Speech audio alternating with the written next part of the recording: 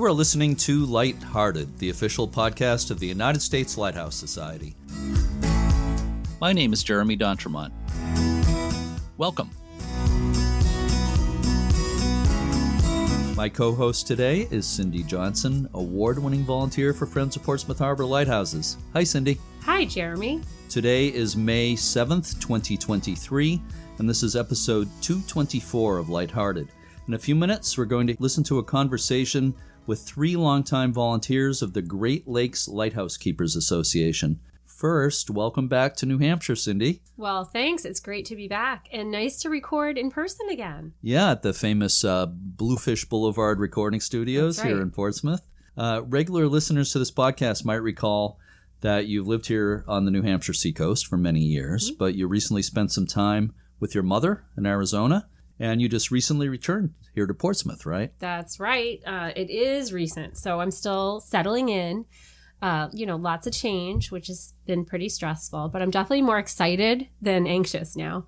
The best part is, even though it feels like I'm starting over in many ways, I'm back here in a very familiar place that I really love. Mm-hmm. Good. Well, it's good to have you back. Thank you. You're here in time for the tours at Portsmouth Harbor Lighthouse this year, but we're waiting to find out when our walkway is going to be rebuilt. So we'll see what happens with that. That's right. But I'm ready. I'm ready to start volunteering at the lighthouse when we can. Excellent. So let's get right to today's interview. As I mentioned, we'll be talking with three very dedicated volunteers of the Great Lakes Lighthouse Keepers Association, also known as GLLKA, which is one of the oldest and largest lighthouse organizations in the country. Cindy, please help me tell everyone about GLLKA and our guests. Sure, Jeremy. The idea for the Great Lakes Lighthouse Keepers Association, or GLLKA, was born at a gathering back in 1981 at Grosse Pointe Lighthouse in Illinois, and in the following year, the first informal meeting was held in Michigan. The organization was officially launched in 1983, and it's going strong 40 years later, remaining dedicated to the restoration and preservation of Great Lakes lighthouses. In 1986, the Coast Guard granted a license to GLLKA to restore the 1873 St. Helena Island Light Station on Lake Michigan, and work on the property began before the end of the decade. The light station is now owned by GLLKA, and volunteers live on the island during the summer, carrying out a variety of preservation projects. GLLKA also cares for the Sheboygan River Front Range Light in Sheboygan, Michigan. Wayne Sapulski is a Great Lakes Lighthouse author, photographer, and a tireless volunteer for GLLKA. He's the organization's resident historian. He's also the author of 2 books and many articles on Great Lakes lighthouses. Wayne is a graduate of the Great Lakes Maritime Academy in Traverse City, Michigan. Due to the economic recession in the early 1980s, his plans for a long career as a Great Lakes pilot were cut short after just 4 years when he was laid off. He went into the medical field and became a registered respiratory therapist working in cardiopulmonary medicine. Traveling to photograph lighthouses became Wayne's mental health therapy. One of his claims to fame is that he has physically visited all 360 lighthouses on the Great Lakes on both the U.S. and Canadian sides. Wow. Mark and Michele VanderVelde have been involved with St. Helena Island Light Station as volunteers for well over 20 years. Michele worked as a teacher for many years and started a unit of study on Great Lakes lighthouses. In 2005, she received an Odyssey Award from the Michigan governor as an outstanding history educator. Mark is the current co-president of GLLKA. In 2019, Mark and Michele received the Richard L. Mole Award for Excellence in Volunteerism for the countless hours they have contributed in support of GLLKA activities. Wayne Sapulski also received the same award that year. I've had some correspondence with Wayne Sapulski over the years, and it was great to have the chance to speak with them for the podcast. Along with Michele and Mark VanderVelde, we got together on Zoom last week. So let's listen to our conversation now. I'm speaking this afternoon with three people extremely involved for quite a few years with the Great Lakes Lighthouse Keepers Association. I am speaking with Wayne Sapulski, a longtime volunteer, author, and so forth for the association, and with Mark and Michele VanderVelde, who are longtime volunteers, especially with St. Helena Island Light Station, and we're going to be talking quite a bit about that today. So thank you so much, Wayne and Mark and Michele, for being with me today. I really appreciate it. Let me start with you, Wayne, before we get into discussing particulars about the lighthouses. Do people often refer to the organization Great Lakes Lighthouse Keepers Association as GLLKA? Am I right about that? That is correct. Okay, so I'm going to refer to it as GLLKA from now on, rather than saying the full name of the organization every time, because that gets a little cumbersome. So people will know what I'm talking about when I say GLLKA. So Wayne, to talk about your background a little bit, you graduated from the Great Lakes Maritime Academy, I believe, but I understand you actually spent most of your life working, most of your working career in the medical field. Do I have that right? That's correct. Yeah, that's correct. My interest in ships and shipping goes back to childhood. I grew up in a community just south of Detroit that was in close proximity to the Detroit River. And I was always mesmerized by the big freighters that were going by. Detroit River is still an important international waterway. And you have to remember that I come from a family with a long history of absolutely no interest whatsoever in ships, boats, the water, being by the water. So I often joke with my friends that my parents took the wrong kid home from the hospital. So I don't know what happened with my fascination with ships and maritime history. So I wanted the adventure, I wanted the career, I wanted to work and live aboard a ship. And it's a very unique experience. It's hard to explain the dynamics involved unless you actually experience it. There are upsides and there are downsides. The upsides is the rewards of successfully completing voyages. The downside is you're away from home for months at a time. So it's difficult to have a family life. I did that for a number of years. The ships on the Great Lakes, they don't stop for anything. They start at spring fit out, usually actually a lot of the ships are out already because it depends on the level of ice that occurred on the Great Lakes. For sure, they're out by the end of March. And they'll run right up until the lakes freeze over again in January, February next year. So they're constantly on the move. The only reason they stop for any reason is to load, unload, or take on fuel. Mm-hmm. Even personnel changes, they're often done on the move with smaller boats coming out from the shoreline and then crew jumping up and off via Jacob's ladders. That career, unfortunately, didn't pan out for me because of a severe economic recession in the early 1980s. It's all seniority based, and I didn't have enough. And so I got laid off, and it was 6 years before they tried to call me back, by which time I had moved on and established myself in cardiopulmonary medicine. Once you get used to living ashore again, it's hard to give up. You're warm, you're dry, you're not out in the cold and the wind and the rain. You had good pay and good benefits, so I didn't go back. Yeah.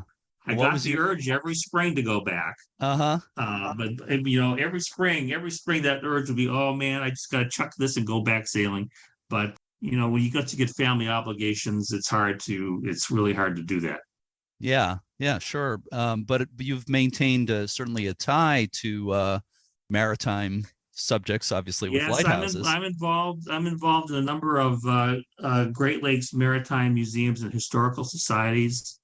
I'm on the board of the Association for Great Lakes Maritime History, which is an umbrella organization for maritime museums, libraries, archives, research facilities all around the Great Lakes, including Canada. And I'm involved with the International Shipmasters Association here in Detroit. The ISMA is a fraternal organization consisting of past and current professional mariners. They hold their meetings in the off season here on the Great Lakes. The last meeting was just a week or so ago before the active members go back out sailing again. And I guess it's kind of obvious being interested in maritime history and all its facets, but is there anything particular that drew you to lighthouses? When I was sailing, I was a Great Lakes, a federally licensed through the U.S. Coast Guard Great Lakes pilot. Mm-hmm. Piloting is the most precise form of navigation. The final test for the Coast Guard is they give you 5 or 6 blank charts of the St. Mary's River, the Detroit River, each of the Great Lakes, and you have to fill in everything. I mean, every bay, every point of land, every railroad bridge, every underwater cable, every lighted aid to navigation, all the courses, all the distances. They allocate 7 days to take the test. But what got me interested in lighthouses was travel photography, actually, which was a form of mental therapy for me, working in medical intensive care units my entire career. And after I got a job and got some money, I started traveling to the East Coast, to the West Coast, to the Gulf Coast, and over to Europe. And after I had been to all those places, I finally realized, man, this Great Lakes region is unique and it is beautiful. What am I doing? So I took my first lighthouse picture on the Great Lakes in 1989 and haven't stopped since. When I was working on the freighters, didn't pay any attention to lighthouses whatsoever. To me, they were aids in navigation and nothing more. And I wish now, looking back, I had paid more attention, because some of them have changed significantly over the years in terms of being restored. That's how that started. Now, in terms of the history, like Terry Pepper, who I'm sure we're going to talk about later, as I started doing this traveling, I realized I was coming upon a lot of information that was just plain wrong. It's like, how can this be so wrong? And so that's what got me delving into the archives and the histories. Unlike many lighthouse historians or historians, period, who often start with the records and then go look for photographs to illustrate their writings, I have always done things backwards completely. My interest has always started with the photographic record and then going in to delve into seeing what is it exactly I'm looking at? What time of period is this? Mm-hmm. Because traveling around the Great Lakes, I go to places and some have changed not at all in the 150 years, and some have changed dramatically. And I always found it amusing when I would take a photograph of a particular location and I'd go back in the archives and find the same picture from the same vantage point that somebody took in 1880. It's like, wow, this is remarkable. Yeah. And so, in terms of pursuing the history, I've visited over 80 different national and regional archives here on the Great Lakes, pulling out those those images. I listened to your interview a while back, and it kind of irritates me now that a lot of these collections have been digitized. So all this travel to the national archives and to to all these regional centers, the U.S. Coast Guard Historian's Office, would not have been necessary because a lot of those records are online now. This is very true, but there are still a lot of local collections that are not digitized, for sure. That is very true, yeah. That is very true. Yeah, but research has certainly changed quite a bit over the years. Research, like you said, can be extremely frustrating because there is so much conflicting information out there, and trying to ferret out what is true and what is not true is not always easy. I couldn't agree with you more. So going back to your own photography, I think you're the only person, or at least one of certainly very few, who've photographed every lighthouse on the Great Lakes, right? So I have a two-part question for you. We're talking about both the U.S. side and the Canadian side, right? Yes. Mm-hmm. How many lighthouses are we talking about, and how long did it take you to do that? We're talking about 360 sites, not all of which are, some of them are ruins, complete ruins. It took me 9 years. It took me 9 years, 2.5 vehicles, and more money than I care to think about. 2 of those vehicles were what I called my off-road Thunderbirds. Those cars were taken down roads where they should have never gone, and made it back out again. Yeah. In terms of being the only person, I do not do aerial photography, so I insist in order to know a site and to be able to write about a site, you have to physically experience it. So I want to go there and walk around the location to see what is what. And so when I go back and read about it, things make sense. Also, when I look at photographs that people send me, can you identify where this is and from about what time period it is? Having physically been there, I can tell you if it's the correct, what location or what angle the photographer took his picture from. Mm-hmm.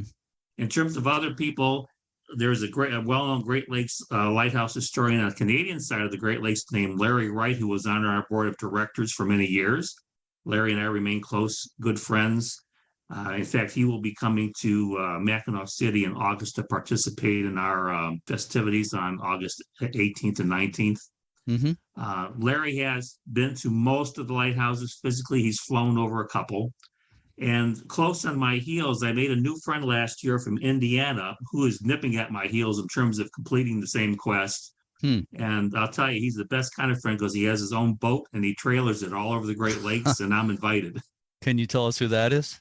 His name is John Clay, Okay. I don't know him. and he's a retired automobile mechanic from Indiana. Mm-hmm.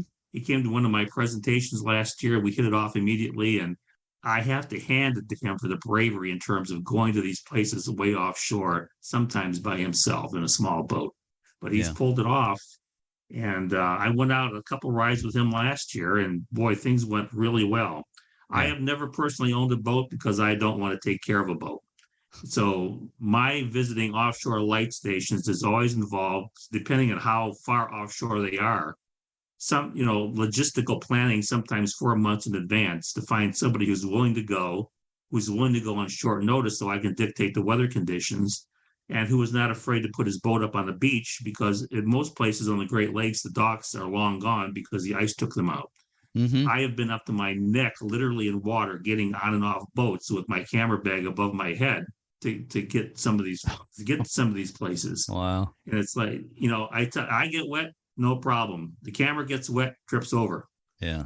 Yeah. That's dedication for you. I've similar experiences, but I can't say I've ever been up to my neck in water getting onto a lighthouse. I've certainly jumped out. Yeah. It wasn't planned. It's one of those things where a storm came up. We were on the beach and we just could not get the boat back into the lake because of the surf. So we had to walk it out. Yeah. And it was dicey, but we pulled it off. Wow. I've Michele, had quite a few of those dicey experiences. Yeah. Yeah. So Michele and Mark, I want to get to you in a moment, but Wayne, you've written a couple of books, right? First, you wrote. Well, actually, I think your first book was you were co-author of Great Lakes Lighthouses, American and Canadian, right?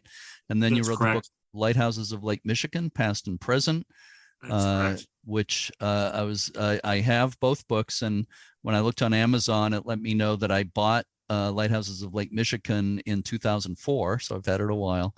You've had a couple more decades of experience since those. Any thoughts of writing another book? Well, in the meantime, I've written dozens of articles for the Beacon, which is the quarterly publication of the Great Lakes Lighthouse Keepers Association. Mm-hmm. I tell you, those two books, it boggles my mind when I think there are over 70,000 copies of those two books out there floating around. It just, that to me is just an incredible number. Probably nothing that, as far as James Michener would be concerned, or some other famous author, but I'm currently looking for a publisher. I have a work in progress that's going to be the history of the Lights of the St. Mary's River.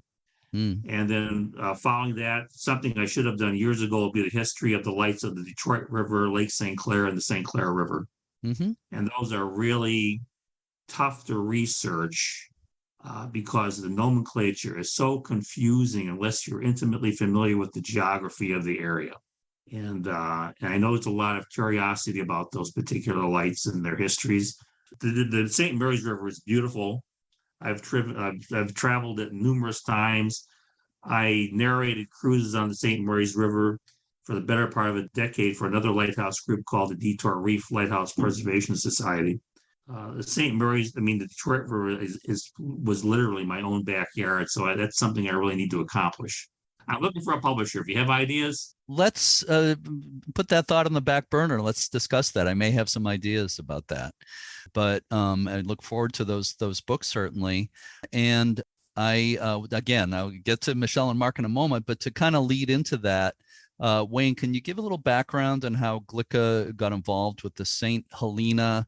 And that is how you pronounce it, Helena, right? St. Helena, yeah. Yeah, just want to be sure. A lot of people say St. Helene. Most people say St. Helene. Yeah, but it looks like St. Helena. I think some people might think it's Helena, but St. Helena Island Light Station. The GLLKA got involved in the 80s, and how did that come about? Well, the Great Lakes Lighthouse Keepers Association formed in 1983 after some informal meetings by former light keepers, their spouses, and their offspring. And they were concerned that that part of history on the Great Lakes was being lost because the automation process on the Great Lakes on the U.S. side was completed in 1983, and the Canadians completed their automation process in 1991. How Dick Mole got involved with it, I am not certain, but he was GLLKA's second president starting in 1985, and he held the position for 27 years. Mm-hmm. And in order to gain experience in historic preservation and to lend some credibility to the group, they were looking for a light station to work on. Dick became aware that St. Helene was going to be accessed, and he applied for, and they got a 30-year lease to start restoration efforts out at St. Helene. And this was no mean feat, because St. Helene is about 2 miles offshore from the Upper Peninsula of Michigan, and a good 6 miles due west of the Mackinac Bridge, the Western Straits of Mackinac. And the lighthouse was a complete ruin. I mean, most of the roof was gone, the windows are gone, the doors are gone, everything of value that had been there had been stripped away long ago. The lantern room was missing. And in fact, if you go out to the lighthouse today, somewhere along time, a camper made a fire on the floor of the upstairs bedroom, and it burnt through to the kitchen down below. And it's a miracle the whole lighthouse didn't go up right then and there. But that's how GLLKA got involved with restoring St. Helena Island Lighthouse. Mm-hmm. Okay. From now on, I'll say St. Helene, the way you pronounce it. There's so many pronunciations. Oh, it's true all over the country, but it seems to be especially true in Michigan, where you have to be a local person to know how it's pronounced locally. That's everywhere in the United States. That's not just in Michigan. Yeah, seem to be some. I don't know. I just keep running into so many of them in Michigan. But so St. Helene Island. So Mark and Michele, thank you for being patient. And I want to ask you some questions, of course. First of all, how did you first get involved as volunteers for the Great Lakes Lighthouse Keepers Association? Either of you can start on that. Well, I'm the one that started it all. I got frustrated in teaching in 1996. I was using a social studies book that I used when I was in school and said, this is enough. And lighthouses were booming then. So I started researching, studying up on it, dial-up internet, bought books, read them, bought Wayne's book, read it, and started thinking, this is a new way I can start generating interest in social studies and in history of Michigan. Mm-hmm. So that's what I did. And my students had to research and come up with a project and a report. And one of their things they had to do was write a letter or make a contact by a phone call or something. And one of my students was researching St. Helene, and the number to call was Dick Mole. So I got on the phone, introduced my student read their letter, blah, blah, blah. Mm-hmm. And Dick said, well, I'm going to be up in that area or over in that area in 2 weeks. How about if I stop by? So he stopped by my classroom, spoke for a time, and it was all over. He was admiring their little projects and the things that we did. And he said, have you heard about our educator workshop on St. Helene? And I'm like, no. He said, you will be there. And I'm going, okay, when? He said, August, first week of August, you will be there. Well, when Dick talks, you will be there. I was there. And I fell in love with the place and came home and begged to go back the next year as one of the staff members, which I did all the way up to 2012 when the educator workshop ceased due to the fact of the Michigan curriculum and the cost involved for educators to come out. Mm-hmm. So by 1999, 3 years later, I finally got my 2 kids. My daughter was 8, my son was 6, and my husband to go out. And we did a trial night with Dick Mole and his wife and Mary Ann Moore and the 4 of us to see how the kids would do, because they were the first young ones that GLLKA ever took. I don't know about the Boy Scout troops. And so they asked Mark, what could he do? And he said, they asked me, they said, well, what can you do? And I said, well, what do you need done? They said, we need screens made for the basement windows. Like, oh, I can make screens. And so I made 4 screens. They're still in the windows today. And you know, I was in after that because they were like, oh, you gotta help here. So that's how I got started. So, and then we just progressed from one night to 3 nights. 3 nights to a week, and the kids, enjoyed it, loved it. You kind of step back in nature, especially now, with so much technology. It's still technology, but it's not, so prevalent there. And yeah, we fell in love with it, and that was our summer vacation. Basically revolved around that. So Yeah. And then the kids came out with me, and we did the educator workshop also. So they joined in all the time for that up until high school sports pulled them away. Mm-hmm. And then they took a break, but now as adults, they come back. Yep. Yeah.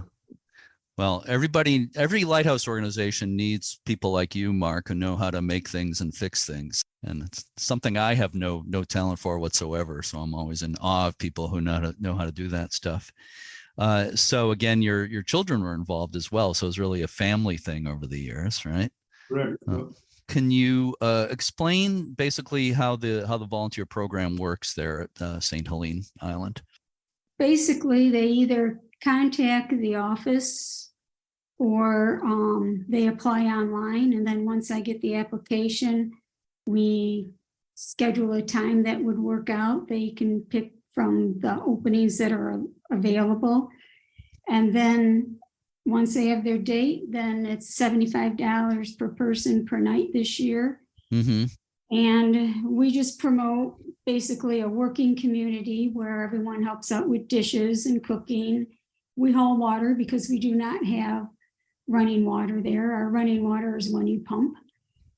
And we have general upkeep of the buildings, like your house, you've got to clean it, you've got to paint, you've got to do various jobs.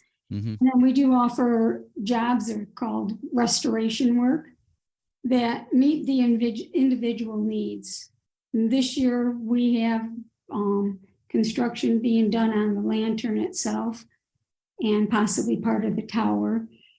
And we are going to take on the areas that we can reach and handle. So it's basically the inside and maybe a little bit on the outside too. Mm-hmm. But we have to scrape all the paint off, repaint it. And so those will be 2 major jobs that have to get done. We've got organizing and cleaning, as well as some building projects this year that our keepers can volunteer to help out with. These days, like this coming season, how much of the season are the two of you actually out on the island? Well, we're this is a unique year too, but usually from mid-June to mid-August. And then Wayne's wife has a book club that she brings out, and so that gives us a reprieve of a few, 3 or 4 nights. So, but I think we've got a stretch of 29 days or something this year where we're going to be there. So, well, quite a bit. Yeah. And we should say that with the, there is a cost involved with volunteering, but that includes all of your lodging, your food. It's an inclusive price, so it's a very good deal. Definitely for a vacation. But like we said, we do promote that community living, and so you do help out. So sure, no, it's definitely a good deal. How long typically do volunteers stay out there? The ones who are paying per night to be out there, they probably stay longer than 1 night, right? Correct. Yeah, it's we have it a Sunday to Thursday, which gives you 4 nights, or Thursday to Sunday, that gives you 3 nights for our sessions. And you can stay 2 sessions, 10 sessions, 1 session. If something happens that we can't, our dates aren't exact, we can always get them off or go pick them up early or later too. We modify it, just depends. We're pretty flexible. Let me ask you a really broad question here, and you can take it anywhere you want, but can you tell me any unusual, memorable experiences you've had over the years as volunteers? Anything that pops into mind when I ask that? Probably a lot of experiences.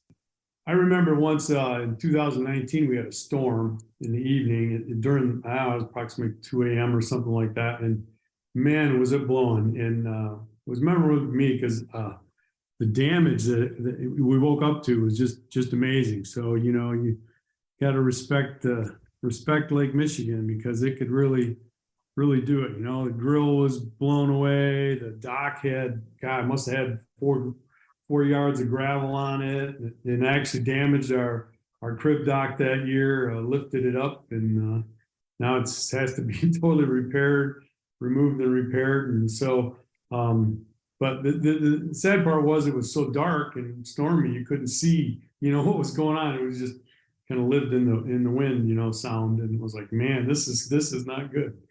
But there's a reason why the lighthouse has been there for 150 years, so you don't worry too much about that. But well, people don't realize how I think a lot of people aren't, haven't spent time around the Great Lakes, don't know how rough those lakes can get. And I don't have a tremendous amount of experience with the Great Lakes, but I've certainly seen some very rough water and seen people surfing on the lakes, which I had never thought about until recent years. But I think it's fairly common. That's a big deal, especially even in the winter. They're out there. It's like pretty crazy.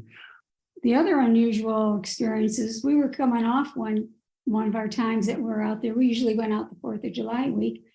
And Marianne Moore tells us, who was the head keeper at the time, we have shingles coming over because they were going to redo the roof. We had a grant that allowed the cedar shake shingles to be put on.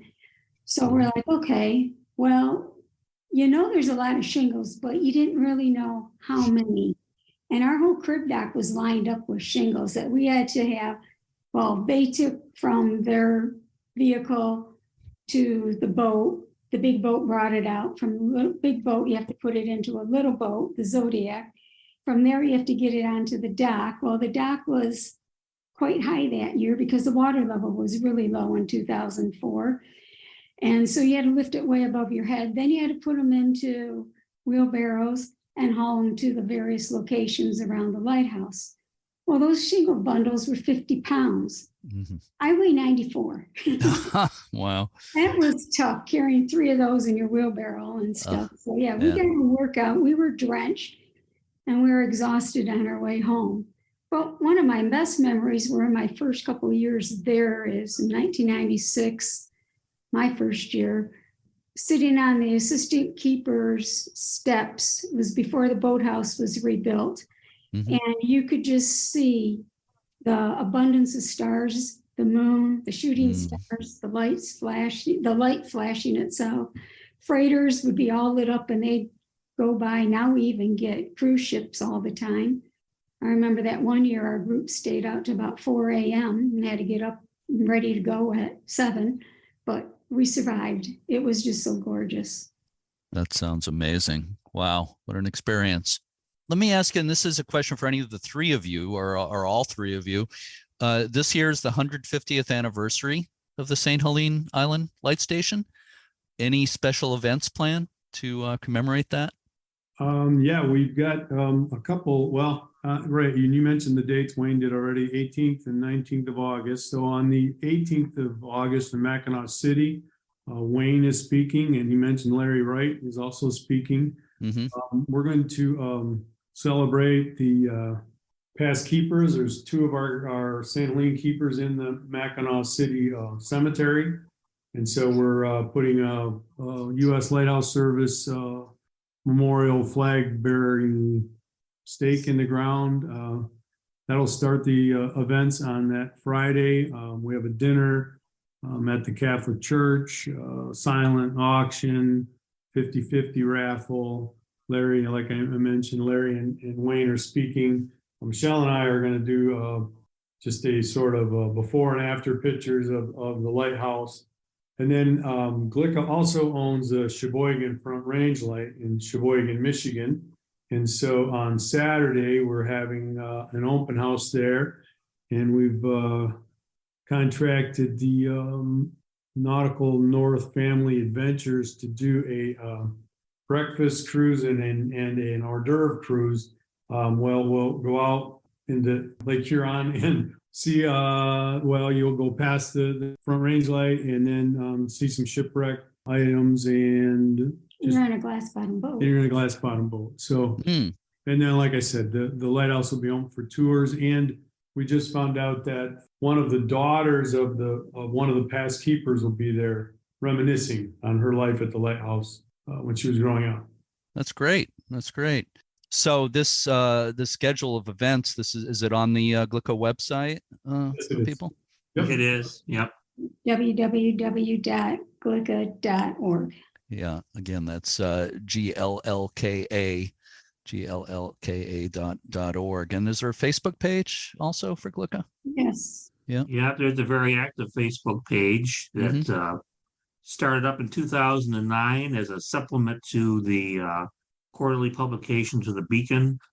And I'm the administrator of the page. So I use it to post Great Lakes Lighthouse news as it comes up, things pertaining not just to the Great Lakes Lighthouse Keepers Association. And basically, it's a marketing tool to keep us before the general public and to let them know that there's a lighthouse restoration effort going on all around the Great Lakes. After all these years, a lot of good things have happened on the Great Lakes in terms of lighthouse restoration. And I can think of offhand right now 12 ongoing restoration projects that are just wonderful and a lot of good people involved. What Michele and Mark didn't mention is that in terms of visiting St. Helene, we also have, I think, 12 scheduled this year, starting June 26th. We used to call them luncheons at the Lighthouse, but now we call it the St. Helene Experience. And so those will be people who come out for day trips from Mackinac City and get a tour of the facility, which I'm sure Mark and Michele will be conducting if they're there. Excellent. We also have a St. Mary's River cruise planned for, I want to say, August 27th through the 29th. That's going to be taking place. That's going to be start and stop in Sault Ste. Marie, Michigan. Wow, sounds like a full season. A lot of good stuff happening. So you've mentioned the Beacon a few times, the newsletter. I just want to clarify: is that something that members of GLKA get? Yes. Yes, they get it. During the pandemic, it went to an all digital format, but members can pay an extra $30 or something like that. I forget. That's what I do to get an actual paper copy now mailed out to your home. Yeah, I know some people prefer the digital version. Some people prefer the printed version. We also have another Facebook page called the St. Helena Island Light Station. Okay, that's good to know. That's the one I update when we're out there, or if I see stuff during the winter or whatever. So that's sort of like a daily blog, sort of a what happened today at the Lighthouse. Great, yeah. So again, St. Helene, as you're pronouncing it, is actually spelled Helena. In case people are doing a search on Facebook for that page. So I'd like to just take a couple of minutes and talk about some people who've been involved with GLKA over the years. And one I want to ask you about is your wife, Wayne, Jennifer Tregembo. Is that how she pronounces her name? Jennifer Tregembo. Yeah. I understand she has kind of a lighthouse and Coast Guard connection in her family, and also she does. Her father was a career Coast Guardsman. He entered the Coast Guard when he was 18 years old, retired after 20 years at age 38. He started out on the Great Lakes, and he also served in Alaska and ended his career at Cape May, New Jersey. And his first lighthouse assignment at age 18 was Rock of Ages Lighthouse at the western edge of Isle Royale, way up on Lake Superior. He was a Youper. People from the UP are referred to locally as Youpers. And he was from the UP. Jennifer's whole family is from the UP. And he used to joke that he wanted to know who he pissed off to get that assignment, at age 18. That's not somewhere where a really young man wants to be stationed. But that was his first light station. That was his first assignment. Wow. And he went, years ago, there was a documentarian by the name of John Grant who did a special on lighthouses of the Great Lakes. The first interview in that series was Jennifer's father, and they took him back out to Rock of Ages after 50 years being away. And it was really quite moving to watch. It was a book series. It was a book and a video series together. And they were walking through, and he would point, well, this is where the radio was, and this is where this was, and this is what we used to do here. And as he's leaving the lighthouse, he says, well, goodbye. He says, I know you'll still be standing in 50 years. I'm not so sure about me. It was really kind of poignant at that point to see, him now in his 80s visiting his old first assignment. That's great. The series you're talking about, I believe, was Legendary Lighthouses. That was on PBS. Legendary Lighthouses. I couldn't remember the name of it. Yeah, I mentioned to you before we started the interview here, I worked for a number of years as an archivist at WGBH Public TV in Boston, and they were involved in the production of that series. And I had a meeting with John Grant when that was in the work. Somebody told him that I was really into lighthouses, so he and I sat down and talked about it. It was a lot of fun being peripherally involved in that series. But it's an excellent series. I think it's still available if people want to look that up. Mm-hmm. Well, Jennifer was born when he was stationed at Sand Point Lighthouse in Escanaba. Mm-hmm. Her sister was born when he was stationed at Grand Traverse Lighthouse in northern Michigan, and his son was born when he was stationed out in New Jersey. So, wow, they were all lighthouse kids. So your wife has also volunteered a lot for GLLKA, right? Yes, a great deal. Mm-hmm. She's been on the board of directors since 1996. She's currently the recording secretary for the board of directors. Mm-hmm. And she takes her about 9 or 10 people out every year, or members of her book club, out to stay at the island last couple of weeks in July. Cool. Last time I went out was in 2021, and that was right after the COVID pandemic. And all I remember is weed whacking for 3 days straight, because Mother Nature takes over quick when the human presence is not around. I mean, the weeds were tall. Yeah, I bet. I couldn't get over how tall they had gotten in just a little over a year. And, it is a unique experience. You're stepping back into life in the 19th century, and it's a very unique experience. I can't recommend it enough. Mm-hmm. I'm sure. So a couple other personalities. First of all, we talked about Dick Mole quite a bit already, one of the early driving forces of GLLKA. But later came Terry Pepper, who I certainly had a lot of correspondence with over the years. Very sad I didn't get to meet him. Sadly, Terry passed away a couple of years ago, too early. But could you say a little bit about what Terry Pepper meant to GLLKA? I was corresponding with Terry for a couple of years before I finally met him in 2003. During that time, he was also driving up from his home near Fort Wayne, Indiana, to volunteer at St. Helene, and that's how he got more and more involved with the Great Lakes Lighthouse Keepers Association. He became our first full-time executive director in 2006. GLLKA has always been a lean, mean volunteer operation, and he was really our first full-time employee. Mm-hmm. All those years after, Dick never took a salary. He was a volunteer all the years he was there.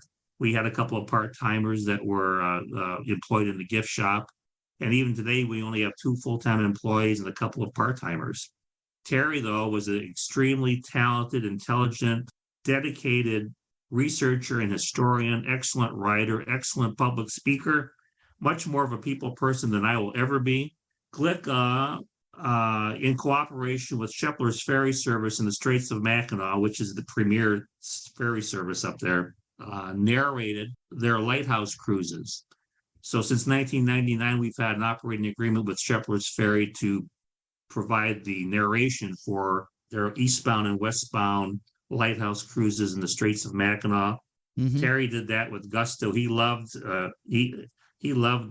every one of those, interacting with people on every one of those cruises, and giving all the history and backstories and all the local sites on those cruises.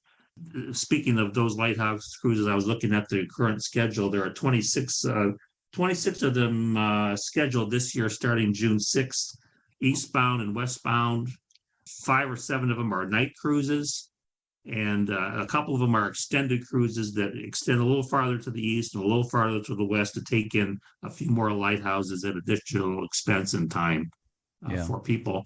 As far as viewing lighthouses offshore on a boat, they're the best bang for your buck that you can find anywhere. Just to add to that, the U.S. Lighthouse Society is doing a Northern Lake Michigan tour in July, and there will be a cruise with Shepler's, the Western tour, including some lighthouses that have been mentioned today, including St. Helene. So that's happening in July. I've had a hand in putting the itinerary together for that tour. Not 100% sure yet that I'll be on the tour. I hope I will be, because I haven't seen those lighthouses right around there. So really, really hoping to be on that. I have to say, Terry organized Terry was really good at putting together these Lake Michigan excursions. We called them excursions. They're offshore lighthouse boat trips. But because of duties in the office, he couldn't get away to narrate them. So Jennifer and I narrated a week-long boat cruise on the southern end of Lake Michigan in 2013. And then Terry again organized one for the northern Lake Michigan, a couple of them, I think. And we narrated the one on northern Lake Michigan in 2017. Terry was an enormous personality, and we still miss him. Mm-hmm. I always enjoyed corresponding with him over the years. And look, I was hoping to meet him in a trip to Michigan a couple of years ago. Sadly, that didn't work out. But we've mentioned, you've talked a bit about the Sheboygan River Front Range Light, which is cared for by GLLKA. Could you say a little bit more about that? What the organization does there? Is there a volunteer program there for that?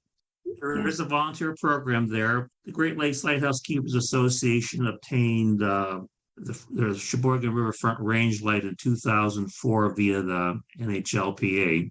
At the time, it was a bit of empire building on the part of Dick Mole, because a lot of us were kind of shocked at, what are you doing? We're taking on a whole other lighthouse, and we're still working on St. Helene.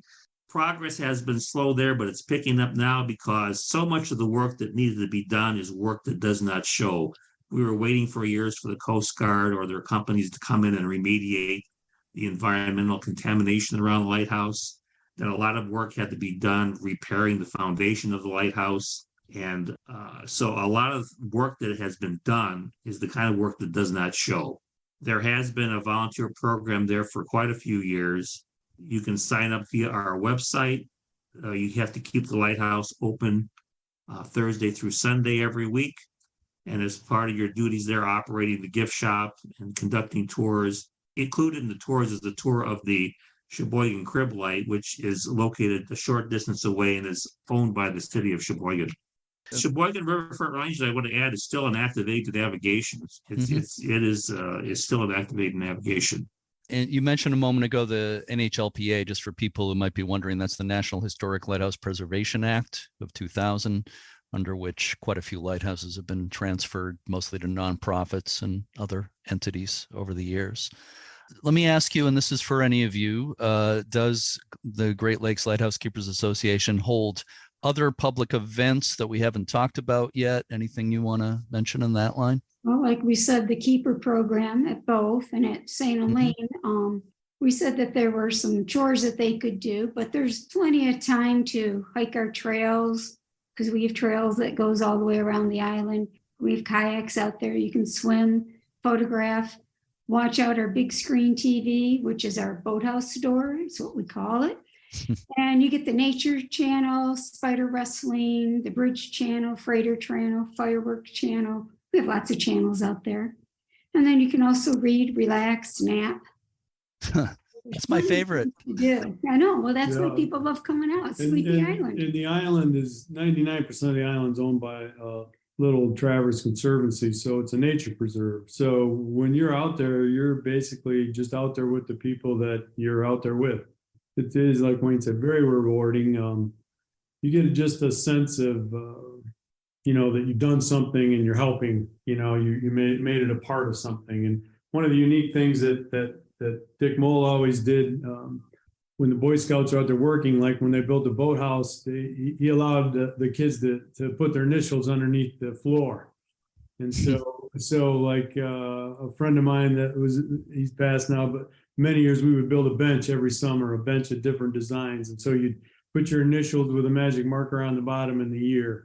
And so, to this day, you can turn something over and find your initials and say, "Oh, I built that in 2003." So it's just a kind of a neat, thing. It just gives you that ownership. Kind of everybody wants to have a part of it, and you are a part of it. So. Yeah, besides the keeper program, Wayne touched about our day trips, our St. Helene experiences that happen Mondays and Wednesdays. We leave out of Mackinac City at 2:00, return about 6:00. You get a tour. You get time to take photos and mosey around. We have a photography workshop. We have a yoga retreat. We have a day that we call Learn About the Great Stories with Rick Mixter in the Straits of Mackinac. And then we have our anniversary and our St. Mary's cruise. So we have quite a busy summer, especially at St. Helene. I guess you do. It all sounds great to me. So you've mentioned the website before. Is that the best way for people to become members or donate to GLLKA? Yeah, there are different levels of membership available. They're all explained, and the applications are online on the website, GLLKA.org. Mm-hmm. We're always looking for volunteers because, frankly, once the lighthouses are restored, it's never finished because there's always something else to do, and Mother Nature is unrelenting. So any building, an old building in a marine environment, is going to require constant attention. The major work is done, but it's a never-ending endeavor. And for also on our website, my wife's writing me notes here. We have webcams. We have webcams on both the Sheboygan Riverfront range light looking up and down the river there. Mm-hmm. And I think we have 3 webcams online at St. Helene. And one of the most interesting things at St. Helene every year is the family of eagles that nest nearby the lighthouse. And people watch eagerly the progress of the offspring there every year. I'm glad you said that because I meant to ask you about wildlife on the island. So you got bald eagles. Any other interesting wildlife there? Coyote. Yeah, we got some coyotes. We see them on the camera.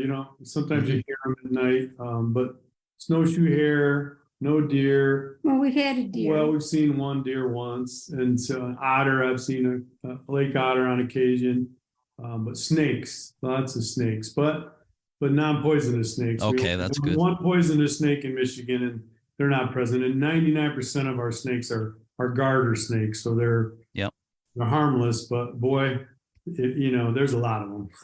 You get a lot in the spring. You get a lot of the little ones, the young ones. Yeah. They like the cement. They go underneath the cement. It's a heat sink for the warmth, and so they go down underneath there at night and come out in the morning. And yeah, it's kind of funny watching them poke their heads out of the cracks of the sidewalks first thing in the morning, looking around to catch the rays. It's they're right there to greet you in the morning. Yeah, I've seen a similar thing at Whitehead Island in Penobscot Bay in Maine. Has lots and lots of garter snakes. I've learned when I've stayed out there for weekends several times, and they're all over the rocks, and they come out from between the rocks, very similar to what you're talking about. I Very important to emphasize: the people who are afraid of snakes, they don't bother you. Right. Oh, they're totally harmless. They are harmless. They don't bother you. You make a little noise, they'll scurry off. They go away as fast as you go to them. So yeah, personally, I always enjoy seeing them, but I'm glad to hear there's no poisonous snakes there. No poisonous snakes. Yeah. So I have a final question for all of you, and this is, of course, for bonus points. All right. So get your number 2 pencil sharpened. I'm going to start with Wayne here. Wayne, what has been your favorite thing? And to some degree, you've probably all answered this somewhat already, but I'm going to ask it anyway. Wayne, what has been your favorite thing about your years of involvement with the Lighthouses of the Great Lakes? Well, I thought you were going to say GLLKA, because my wife would say meeting and marrying her was the highlight. Well, it could be with GLLKA, maybe in a broader sense, just your association with the Lighthouses. As far as, I've always even though I'm involved with the Great Lakes Lighthouse Keepers Association, I've always maintained an overview of what's going on all around the Great Lakes, including Canada. I really see my role as being a chronicler at this point, because I've been to these places before there were any restoration efforts. I try to get out while they're going on and then document what happened after the fact. But the main thing for me has been meeting so many other people from all walks of life, all passionately interested in preserving our lighthouses on the Great Lakes. Mm-hmm. The sentiment is the same everywhere you go with these groups. Well, that makes sense to me. So, Michele and Mark, what have you enjoyed most about volunteering for all these? And how many, start that by telling me how many years it's been that you've been volunteering for GLLKA, and what have you enjoyed most about it? Michele always remembers. I was started in 2000. No, right? 1999. 1999. Yeah, I can't remember that. So yeah, almost 25 years. Sunrises. I love the sunrises there in the boathouse in the morning. I try not to ever miss them. It's wonderful. The sun comes up And it's just beautiful, especially the pre-dawn sunrise when everything gets starting to get colorful. So that's my favorite part. I've always got up early, and that's what I enjoy. I've been there for 27 years. And I guess the most satisfying thing is being involved in preserving history so others can enjoy it and visit St. Helene. As I always said with my students, you have to touch history to really appreciate it. And I love giving the tours and educating people. We brought up a lot of my old teaching materials, and we set them up in the boathouse so I can help educate people with lighthouses and maritime history and the Great Lakes. I really enjoyed when we did the workshops there and taught teachers because I enjoy teaching. I guess that's my biggest thing, and meeting people and having them learn to appreciate what the four of us really enjoy. Yeah. I love that phrase. You have to touch history to experience it. That certainly applies to lighthouses. I think that's great. Very, very true.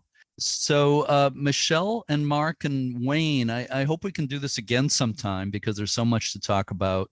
And I refer people again to the GLLKA website, glilka.org, to learn more about all these events that are happening this year. And I hope maybe I'll get to see you out there in July. Wave to us. Wave to us, yeah. Yeah, wave to you from the boat. Again, I'm hoping I go on the U.S. we're- Lighthouse Society tour that month. You're in but- Michigan, we can make it work some other time too. So Yeah. I was out there in a different part of Michigan in the UP last year, but there's a lot more for me to see. So I hope to get back to your neck of the woods. okay. So thank you so much to all three of you. I really, really appreciate it. All right. Thank you. Thank you.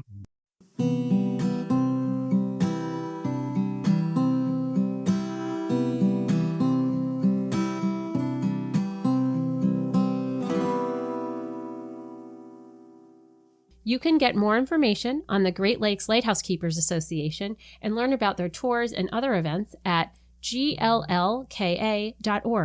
There are also Facebook pages for GLLKA and for the St. Helena Island Light Station.